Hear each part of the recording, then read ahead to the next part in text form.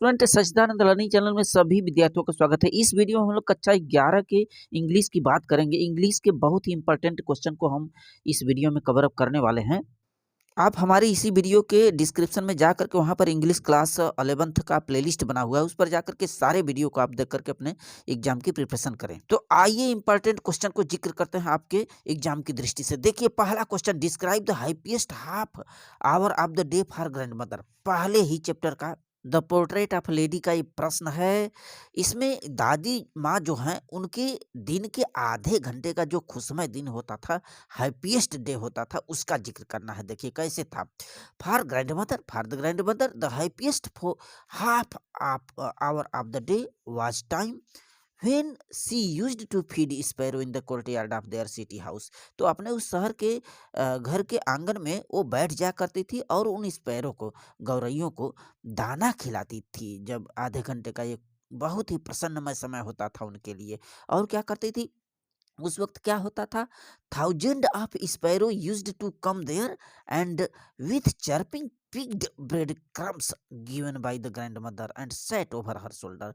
तो उसमें thousands of sparrow, हजारों हजारों जो गौरैया होती थी, वो उन छोटे छोटे दानों को खाती थी जो दादी माँ देती थी। There with chirping pecked bread crumbs, जो उन रोटियों के टुकड़े होते थे, क्रम्स होते थे, उनको चहचहाट के साथ पिग्ड माने उठा लेती थी और खाना शुरू कर देती थी जो दादी माँ देती थी। साथ ही साथ ये जो पच्चियाँ होती थी, set over her shoulders and head, कुछ पच्चियाँ उनके कंधे पर और कुछ उनके सिर पर बैठ जाया करती थी।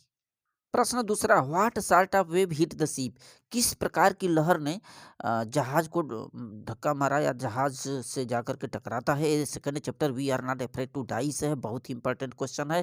देखिए a very high wave of green white water hit the ship and broke it. तो एक बहुत बड़ी ऊंची जो लहर थी, जिसका ये जो पानी था हरा और ये सफ़ेद जो पानी था, आ करके डायरेक्ट टक्कर मारता है जहाज से और जहाज ब्रो की टूट पड़ी। इट वॉज वेरी स्कैरी, बई बड़ा ही भयावह डरावनी जो लहर थी। The waves smashed the deck board of the ship. और यह जो लहर थी, ऊंची लहर, उस डेक को और बोर्ड को, जहाज का जो बोर्ड था, डेक था, फर्श था, छत था, सबको तहस नहस कर दी, स्मैश्ड कर दी। क्वेश्चन तीसरा देखिए, how did the author react of the Tibetan mastiff.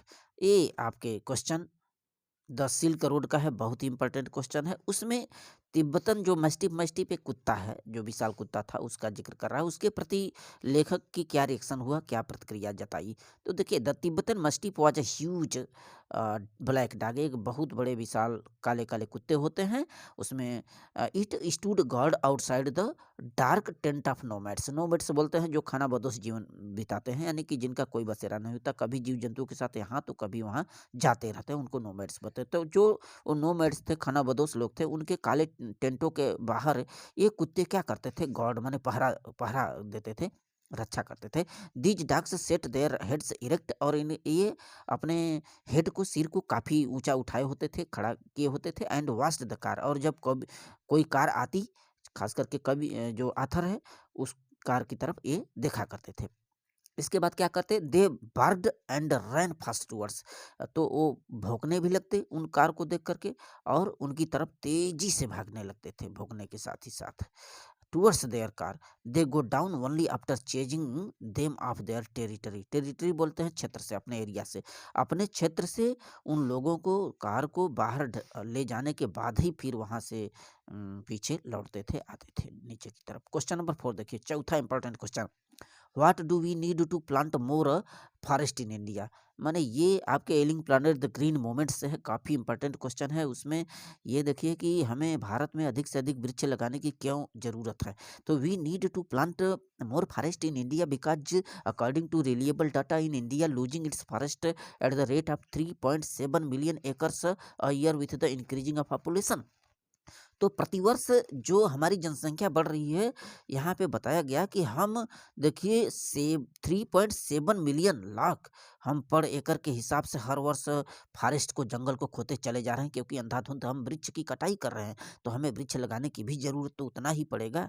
जैसे-जैसे हमारी पॉपुलेशन बढ़ती है, हमें आवश्यकताएँ हमारी बढ़ती जाती है और हम वृक्षों को काटते चले जाते हैं। और with deforestation the environmental pollution is increasing day by day. और डिफॉरेस्टेशन से होगा क्या? वृक्ष के कटाव से। जो वातावरणीय प्रदूषण है, पोल्यूशन है, वो दिन प्रतिदिन इंक्रीजिंग बाय डे रोज़ बढ़ता चला जा रहा है। We are not getting pure oxygen, और इसी के साथ हमें शुद्ध ऑक्सीजन जो मिलता है, वह भी पर्याप्त रूप में नहीं मिल पा रहा है। क्वेश्चन नंबर नेक्स्ट देखिए, 5 important question. What were the things buried with Tut's mummy and why? ये डिस्कवरिंग टूट द सागा कंटिन्यूस से बहुत इंपॉर्टेंट क्वेश्चन है। जो उसमें जो किंग टूट होते हैं, उनके शव के साथ जब मर गए, तो उनके शव के साथ, मम्मी के साथ लोगों ने क्या दफन किया, कौन कौन सी वस्तुएं रखी, और ऐसा क्यों रखा जाता है वहाँ मिस्र में, इजिप्ट में। देखिए, with Tut's mummy the things of age foods, wine, gold rings, resins and bracelets were buried because according to the peoples of Egypt these things revive the man. ये चीज़ें क्या होती है? रिवाइव कर देती है, आदमी को ज़िंदा कर देती है। जब वो मरे थे, तो उनके शव के साथ लोगों ने खाना, कुछ खाद्य सामग्रियाँ, शराब, गोल्ड और रेजिन्स, रिंग्स, अंगूठियाँ, आभूषण, रेजिन्स, मुनक्के और कंगन, ब्रेसलेट्स जो थे, वो दफन किया गया। लोगों का यही विचार है कि ये पुनर्जीवित कर देती हैं वस्तुएँ। अगला क्वेश्चन देखिए, question number 6 important question. What difficulty does Mrs Pearson face while dealing with the various member of her family? ये मदर्स आपके सप्लीमेंट्री का स्नैपशॉट का ये मदर्स डे चैप्टर से है। देखिए, कौन सी मुसीबत का सामना करना पड़ा उस औरत को, जो उसमें मिसेस पियर्सन होती हैं, अपने घर वालों के जो मेंबर थे, उनका सामना, किन किन कठिनाइयों का कैसे सामना वो करती थी। देखिए, Mrs Pearson was a sweet and tender lady. उसमें बताया गया कि जो श्रीमती पियर्सन थी, जिनकी किरदार काफ़ी अहम है उस चैप्टर में, और जो मदर की भूमिका निभाती हैं, एक पति का भी भूमिका निभाती हैं। बहुत ही टेंडर, मुलायम, नरम दिल की और स्वीट मधुर लेडी हैं। और she could not give the reply of her husband directly. क्या होता है कि अपने पति का सीधे से जवाब नहीं दे पाती। उनके पति जितना भी कुछ कहें, वो सह जाती हैं। She loved her husband and the children very much. अपने पति से और अपने पुत्रों से काफ़ी उनका प्रेम है, लगाव है, इसलिए कुछ भी नहीं कह पाती अपने उन परिवार वालों के सामने, मेंबर के सामने। She did not have enough courage to face her family. और उनके अंदर इतना क्षमता भी नहीं है, करेज भी नहीं, साहस भी नहीं है कि हर अपने फैमिली मेंबर की अवहेलना करें। ठीक है, क्वेश्चन नंबर 7 देखिए, लास्ट इंपॉर्टेंट क्वेश्चन देखिए। Who was Joe Morgan? Joe Morgan कौन था? Why had been waiting for doctor Andrew Manson? Doctor Andrew Manson के जब घर वो गए थे, तो उनके घर के यहाँ उन्हें प्रतीक्षा क्यों करना पड़ा? तो ये चैप्टर बहुत ही इम्पोर्टेंट, जो बर्थ चैप्टर है आपके स्नैपशॉट का, बहुत ही इंपॉर्टेंट क्वेश्चन है।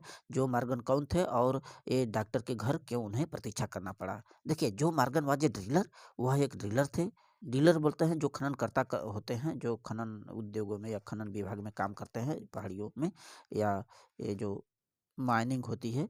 तो ये खननकर्ता थे ब्लेनली में, माइनिंग टाउन, जो कोल वहाँ पे माइनिंग टाउन होता है, खनन शहर होता है, वहाँ पर एक ड्रिलर थे, खननकर्ता हैं। He was a big strong and heavy middle aged person. थोड़ा सा भारी भरकम, मजबूत कट के व्यक्ति हैं जो मार्गन है। जो एंड हिज वाइफ, जिसका नाम सूजन था, wife Susan, who had been married for nearly 20 years. तो 20 वर्ष बीत गए थे उनके शादी के, जो और उनकी पत्नी सूसन को फिर भी वे are expecting their first child, और उनको पहले बच्चे का प्रतीक्षा था, इंतजार था। जो was waiting for the doctor to help Susan in delivery of the child. तो पहले बच्चे का इंतजार था, तो उस बच्चे के प्रसव के संदर्भ में ये जो मार्गन वहाँ पे रात में ही पहुँच गए थे। हालांकि डॉक्टर रात में ही आया, 12 बजे के आसपास। बहुत ही इंपॉर्टेंट क्वेश्चन। और लास्ट क्वेश्चन 8वां देखिए, what is the Einstein's view about education? शिक्षा के प्रति आइंस्टीन की क्या विचार हैं? देखिए, बहुत important question. For Einstein ideas were important not facts, facts did not matter. तो आइंस्टीन के अनुसार उन्होंने बताया कि विचारों का महत्व है, ये जो फैक्ट्स होते हैं, तथ्य होते हैं, इनका कोई मायने नहीं है। He considers learning the dates of battles or the detail about victorious armies meaningless. तो उनका ये मानना है कि जो इतिहास इत्यादि होते हैं, उनकी जो तिथियां होती है, तिथियों को, युद्धों के तिथियों को याद करना, और जो विजयी सैनिक हैं उनको याद करना, ये बहुत ही बेकार, मीनिंगलेस है, उबाऊ है, इनका कोई मायने नहीं होता। तो ये एक इम्पॉर्टेंट क्वेश्चन है, इन सभी इम्पॉर्टेंट क्वेश्चन को आप देख लें। So very very thanks.